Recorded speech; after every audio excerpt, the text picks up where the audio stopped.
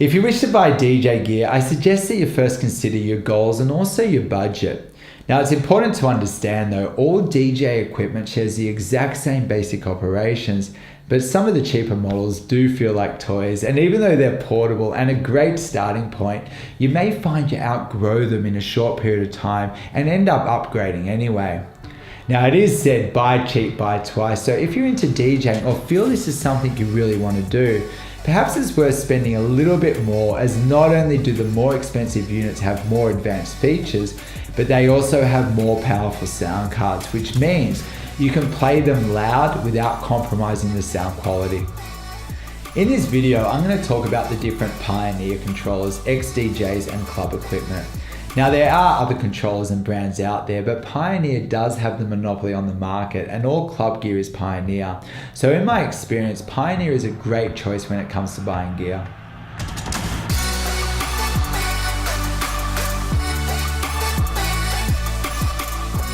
If DJ equipment does not have an inbuilt screen, then to work you need to connect the controller to your computer and your computer becomes the screen. But to allow your controller to effectively communicate with your computer, you first need DJ software on your computer that acts as the brains for your controller. Now, Serato has been around forever and is considered by many the best DJ software in the world. But rekordbox definitely holds its own, and the big advantage of using rekordbox is you can then export your playlist onto USB for club use, as all club equipment reads rekordbox, not Serato. Now, if my focus was house parties and functions, I would probably lean towards Serato. However, if my focus was playing in clubs, I would most definitely use rekordbox, as when playing in clubs, the venue will expect you to use USB sticks. And rekordbox is the program used to prepare music for USB, and it's also compatible with all Pioneer controllers. Now, in the Club Ready DJ course, I dive deeper into this, and I have full software videos on using Serato and rekordbox, but ultimately go with what looks and feels right for you.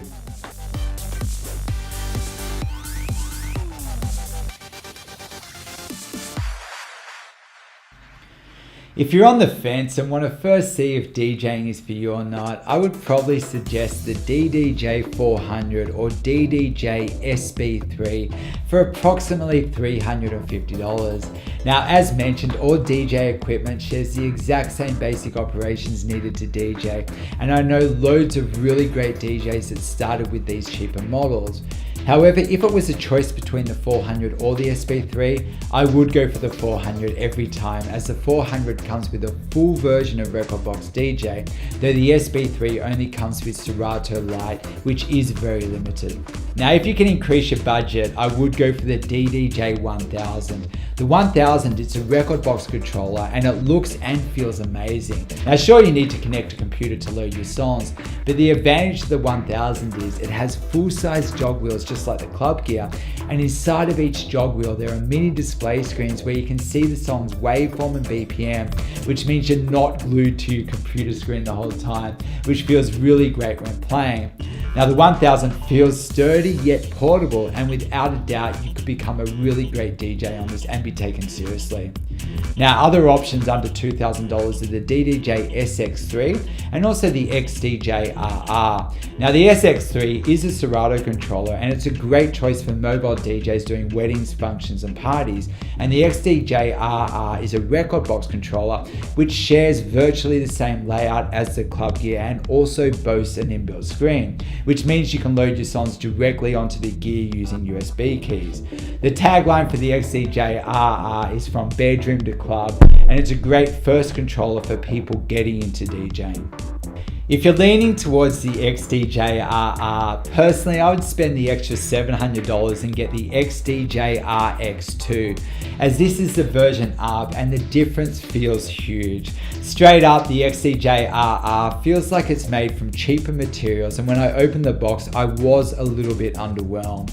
But when you open the box with the Xdj Rx2, you know you have a serious piece of equipment that's going to last you a lifetime. It's almost twice the weight and has a really cool feel to it and boasts loads of really cool features and song search options. Now sure, the jog wheels are smaller than the club gear and the 1000, so if full-size jog wheels are important to you, then this isn't for you. But if you want to prepare to play in clubs but can't afford the club equipment, then the Xdj Rx2 is the perfect choice. You can use it with or without a computer. It has the same layout as the club gear, but it also has the performance options found on most controllers. It's an all-in-one, so it's portable, and you could honestly run your own events with this. And if people know how to use club equipment, they could adapt to the Xdj Rx2 with ease and vice versa.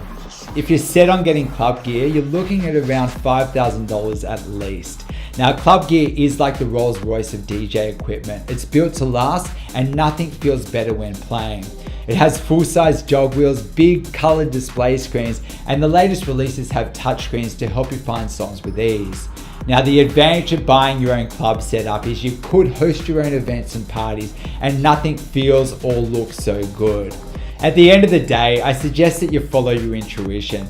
If something keeps you up at night thinking about it, or the idea of something in particular excites you and feels right, then that is most definitely the gear that you should get.